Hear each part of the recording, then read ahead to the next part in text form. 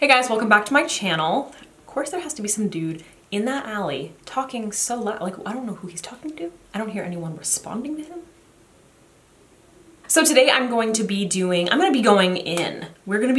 into detail regarding eyeshadow. I'm going to tell you everything that you need to know. We're going to talk about contouring the eye. We're going to talk about why you use certain shades, why you place darks in certain areas and lights in other areas. I'm going to get into it. We're going to talk about mattes. We're going to talk about some brushes. We're going to talk about highlights, all that stuff. Unfortunately, we only have my eyes to work on here, so your eye shape may be significantly different than mine. Hopefully these little tips and tricks can help you with your eye shape. Just make sure that you are keeping that in mind. Everybody's eyes are different.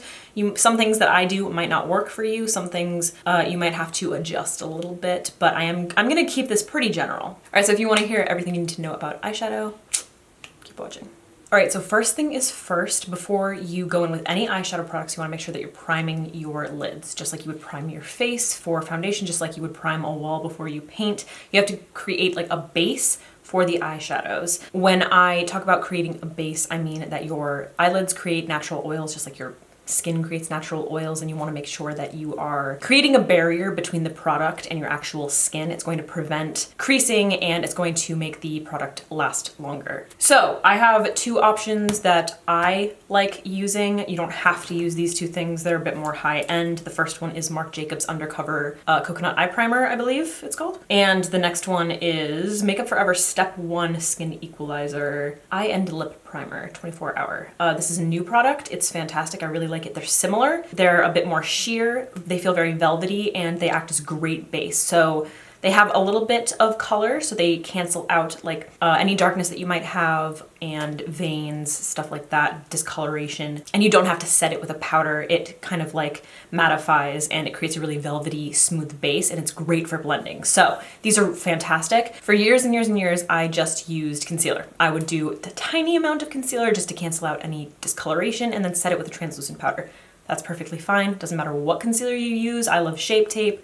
Translucent powder doesn't matter, honestly. You can use whatever you're comfortable with. So I'm going to take a small amount. Does this come out white? Oh, I guess this comes out white. That's like a little bit neutral. I'm gonna take a small amount of the Makeup Forever primer.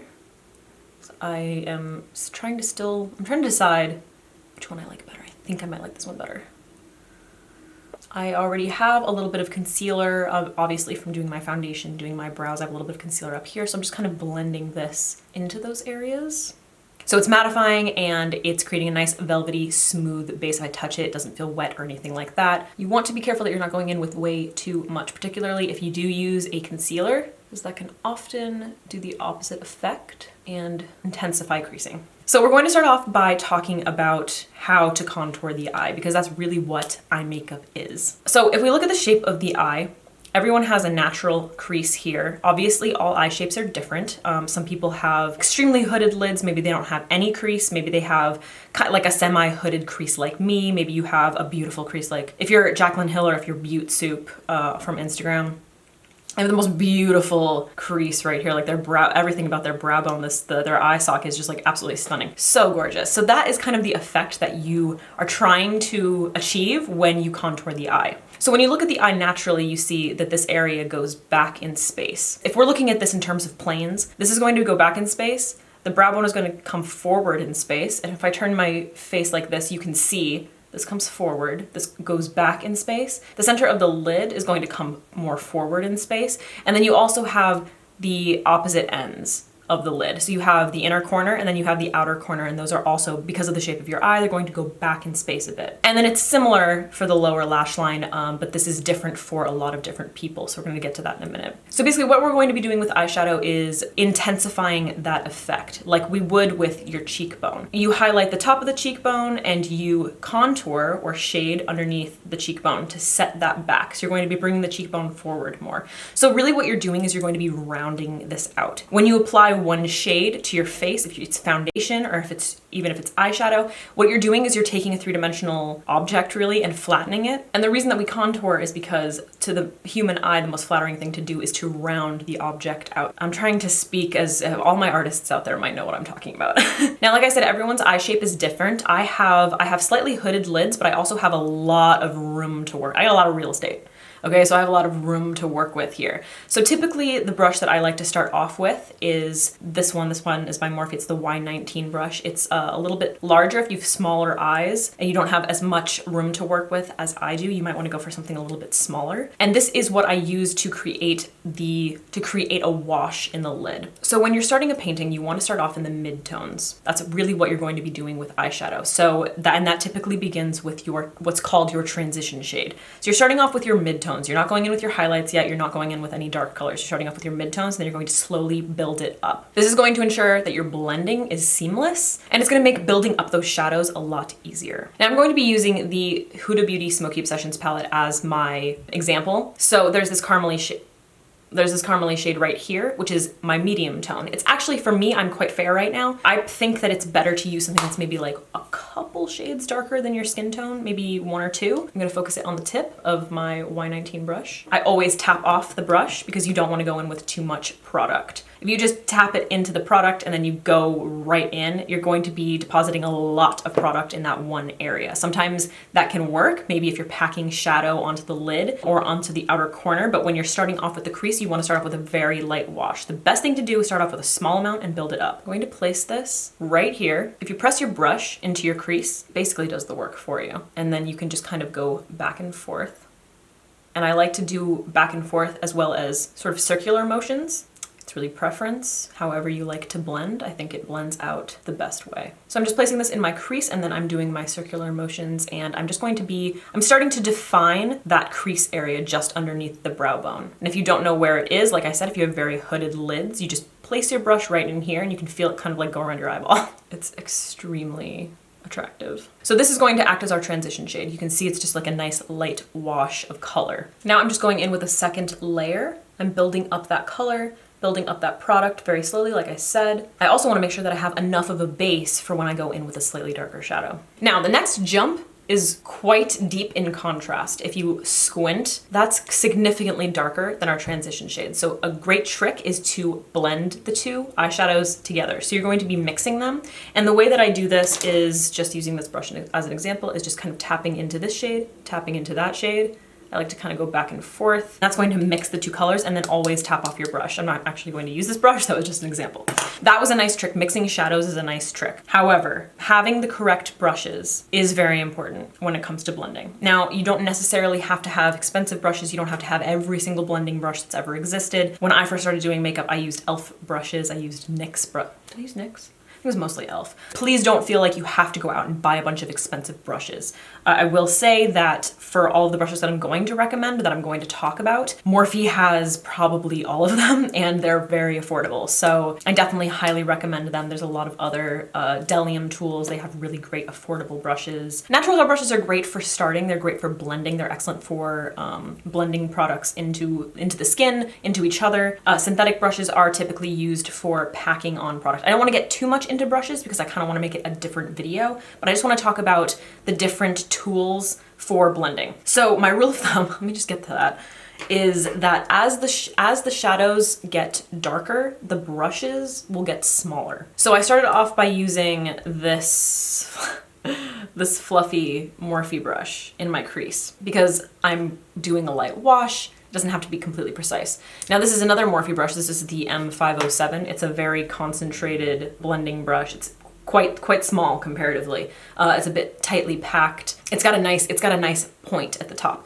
So it really allows you to get in there and create that detail. Another brush that I wanted to mention is the Morphe E18. It's a little fatter, a bit more dense, more tightly packed. So this isn't necessarily the best brush for blending, but it's really great if you're packing on a dark shadow in the outer corner because it does have enough of a dome to blend into the other shadows rather than just using like a flat brush. Some other brushes that I just want to mention quickly are MAC 217 is a must-have personally in my opinion. It's a bit flat, and then when you turn it, it gets a little bit wider. And it has a perfect dome. It's natural hair. It's excellent for blending in your crease. I prefer to use something that's like a little bit more round to start off. And then typically when I go into a darker shadow, I like to pick this up because you have a little bit more precision, but it's still an excellent blending brush. It's not necessarily made for packing on shadow. Another brush that I want to mention, this is the Stilazzi Precision Crease Blender brush. It's much more round than the MAC 217 and it's a bit bigger, but it's still a natural haired brush. This is something that I would like to use as a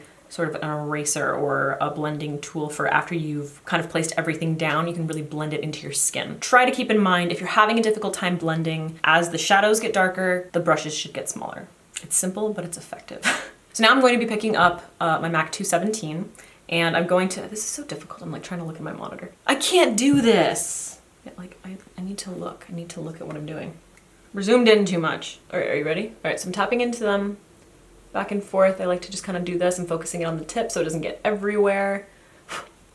Tap it off. And now I'm going to be focusing this on the outer part. So I'm going to focus this like a little bit slightly lower underneath that shade and a bit more on the outer corner. So like I said, as the shadows get darker and your brushes get smaller, you want to bring the shadows deeper into your lid and more on the outer corner. Now the reason that you do this is because it creates a bit more of a lift to the eye. The darkest area that you want, it's a lot like your brows, it's how you frame the face, this is how you frame the eye. The darkest area should be here. And the reason for that is because it sets that area back. And then that is how, depending on like how far up you bring it, how far down you bring it, how much you bring it onto the lid, it's going to create a more cat eye effect. And that's typically what people are going for. So I'm just deepening up the outer corner to set that area back, making sure to blend, and this is why I love the MAC 217 so much. This video is going to be so long.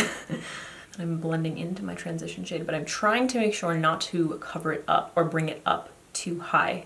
And if you feel like your blending isn't seamless enough, you can go back in. You can either go back in with that first brush and the first shadow that you used, and you can kind of blend over it. I think that that tends to really smoke it out though, so do be careful because you are adding more product down. Or you can just go back with that first brush, wipe it off on a paper towel. That's something that's very important. I always have a paper towel. I'm always wiping brushes off when I use them, especially if I want to use a different shadow. And you can just go back over that area and make sure that they are blending together. All right, so now that I have that down, I'm going to pick up my Morphe M507 brush. Like I said, this is a much more precise blending brush, and I'm going to be picking up this brown shade by itself. I'm not going to be mixing it, always tapping off my brush, always. And I'm going to place this right there, right in the crease.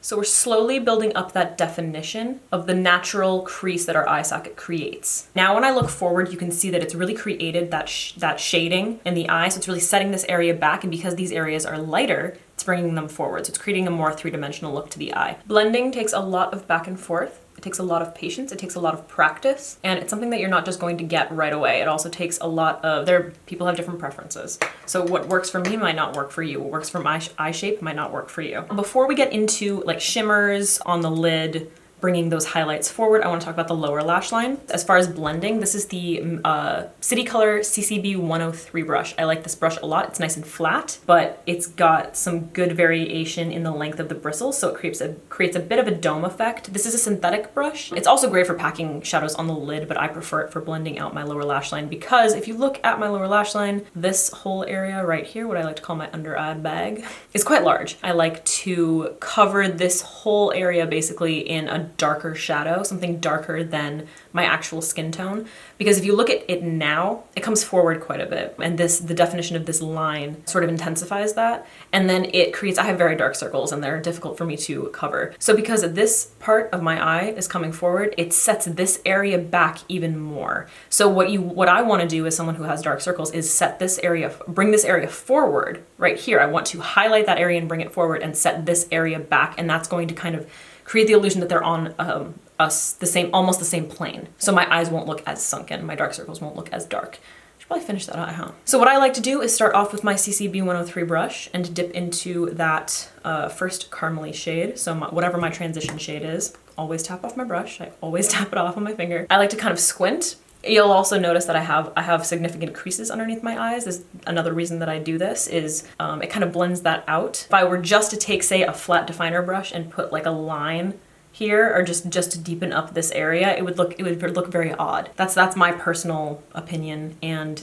you don't have to smoke out your lower lash line as much, but like I said, I have a lot of room to work with. So I'll start it off in the center, and I like to kind of press it against my lash line, and then I will slowly start blending it down. The reason that I like to squint is because it also helps me to kind of blend out any concealer or product that may have worked its way into those creases, because I have such a hard time not bringing it up that high. Now what I'm going to do is the same thing that I did on my upper lash line. I'm going to mix these two shades right here, and I'm focusing this more on the tip of the brush, and I'm going to really focus this right near my lashes. You could use a flat definer brush for this. The reason that I like to use this brush is because I'm focusing the eyeshadow in the area that I want, but because I'm still using the same brush, it makes it a bit more easy to blend into the first shade that we put down. So I'm doing this very subtly.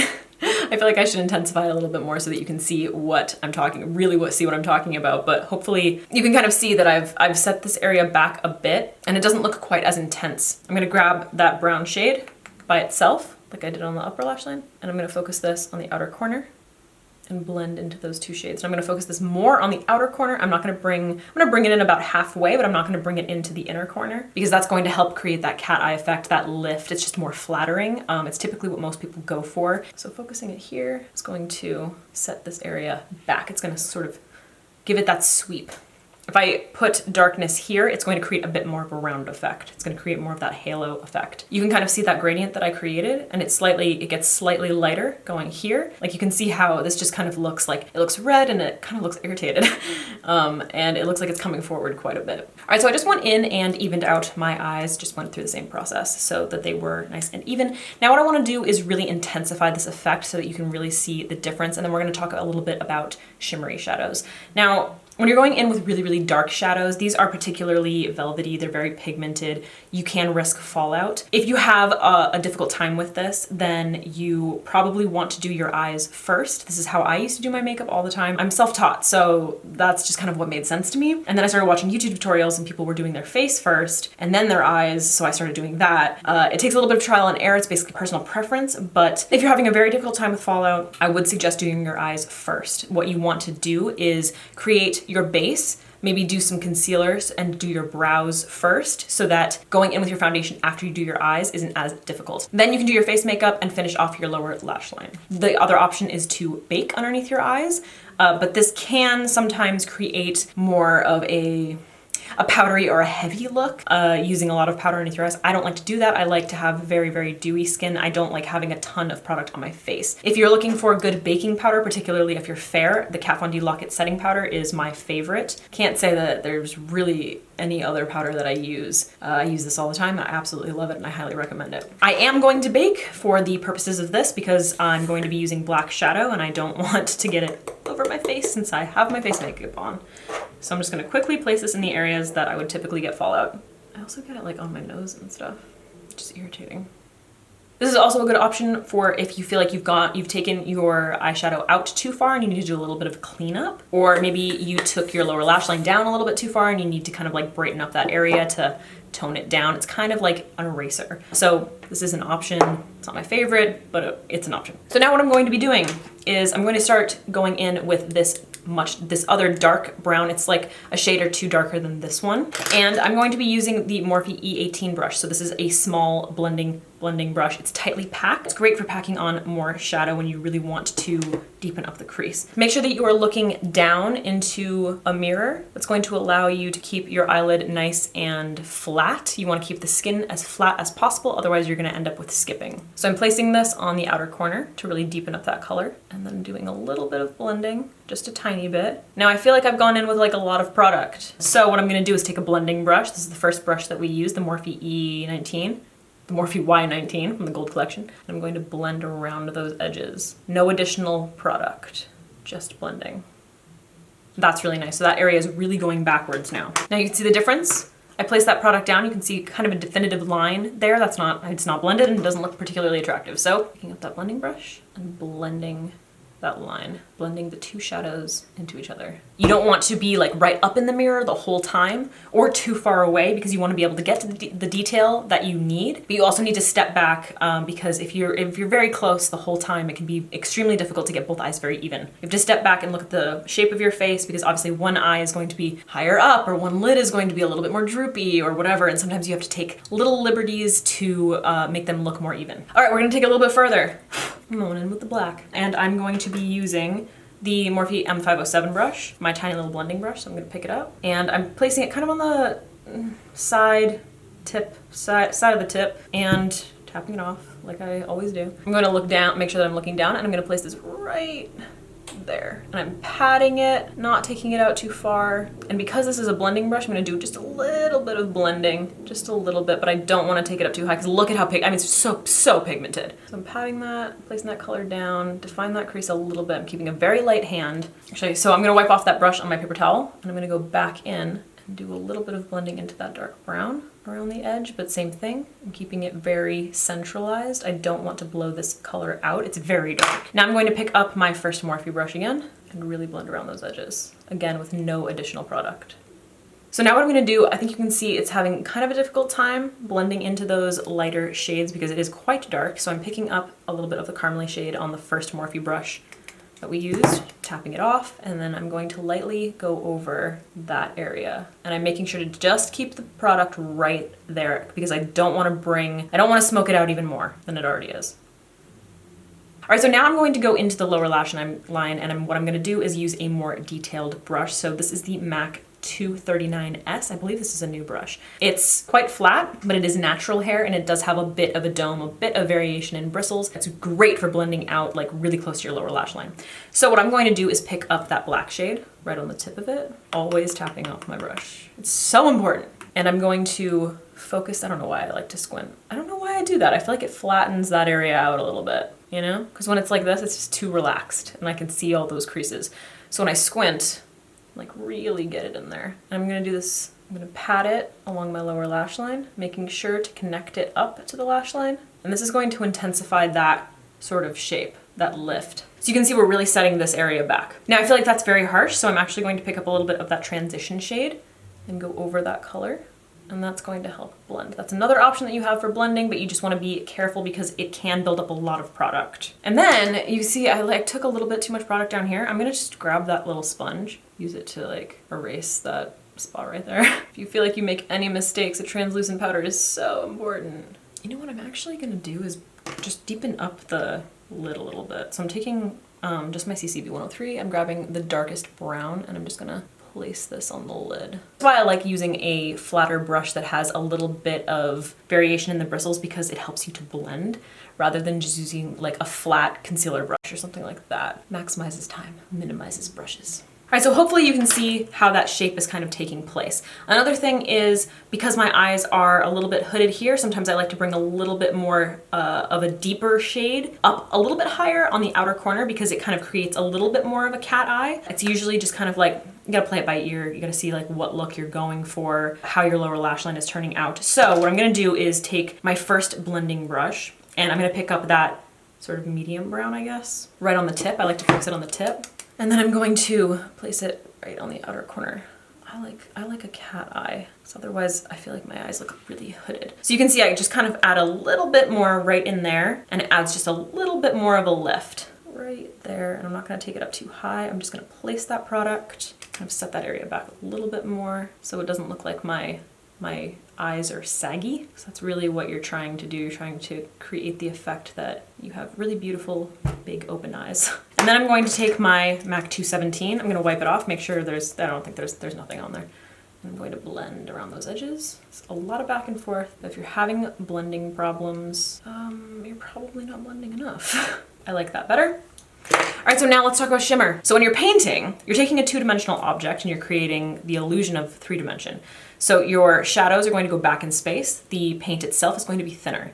your highlights are going to come forward and the highlights are going to be a thicker amount of paint. It just creates a more three-dimensional effect. That's kind of what you're doing with your eyeshadow as well. You know, the shimmery shadows, they can be matte, they can just be light and matte, or they can be really, really reflective. They catch the light, they're going to come forward more. I don't really like any of these. I mean, like, it's fine, but I don't know, I kind of want to use something different. Maybe I'll just use the silver. I don't want to use the silver.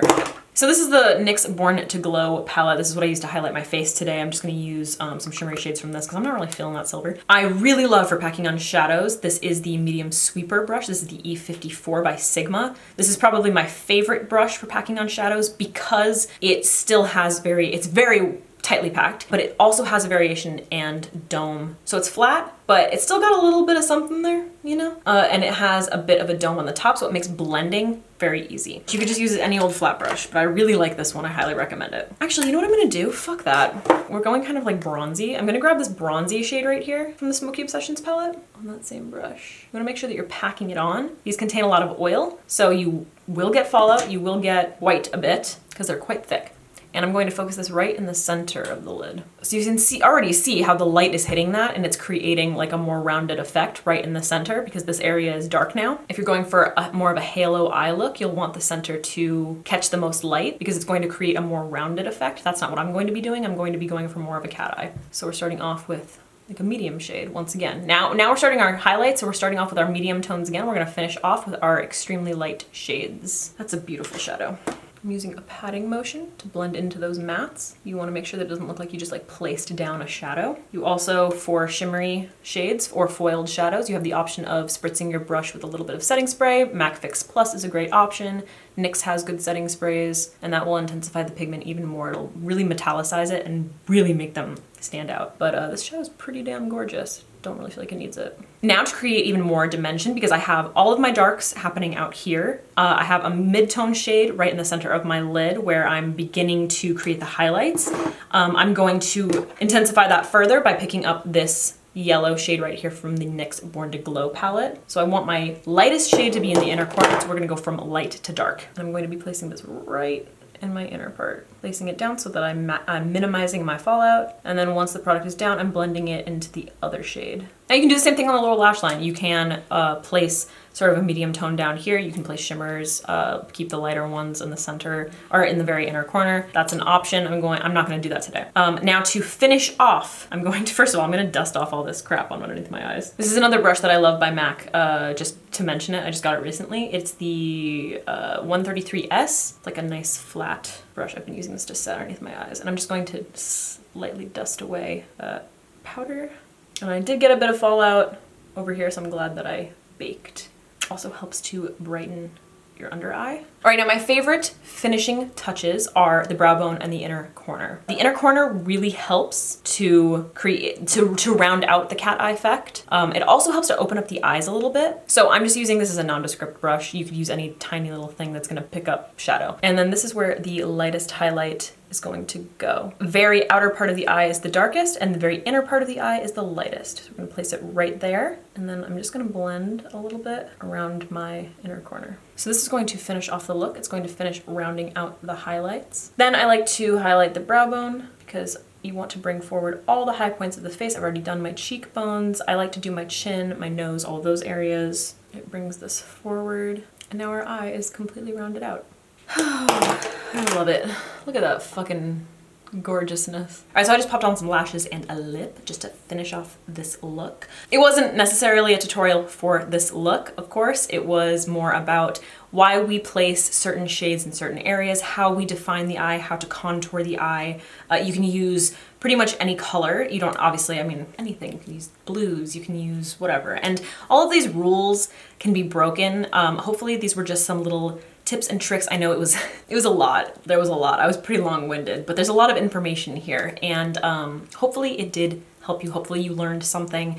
If there are questions that you have that I didn't answer, things that I didn't get into, please let me know in the comments down below. I would love to do a part 2 and really get into like the nitty-gritty detail. Personally, I enjoy these kinds of videos, these educational videos, more than your typical tutorial. So definitely let me know if this helped you, if you enjoyed it, what you'd like to see next, any questions that you have. I'm happy to answer them. But just remember, it takes a lot of practice. Watching these videos is very helpful, obviously, hearing a lot of different people talking about how to tackle contouring the eye, doing your eyeshadow, how to prevent fallout, why you put certain shades in certain areas is very helpful, but you're not going to know anything until you actually do it. So if you're working on it and it's very difficult, don't get discouraged. It took me a long time to get to where I am now, so. All right guys, thank you so much for watching. I hope you enjoyed. If you did like this video, please give it a thumbs up. Don't forget to share and subscribe and comment down below. All of that stuff really helps me out and I appreciate it. You can follow me on Instagram, Snapchat, and Twitter. All that stuff is listed down below if you're looking for video updates, other pics, life updates, whatever. Again, thank you so much for watching and hopefully I will see you in the next one.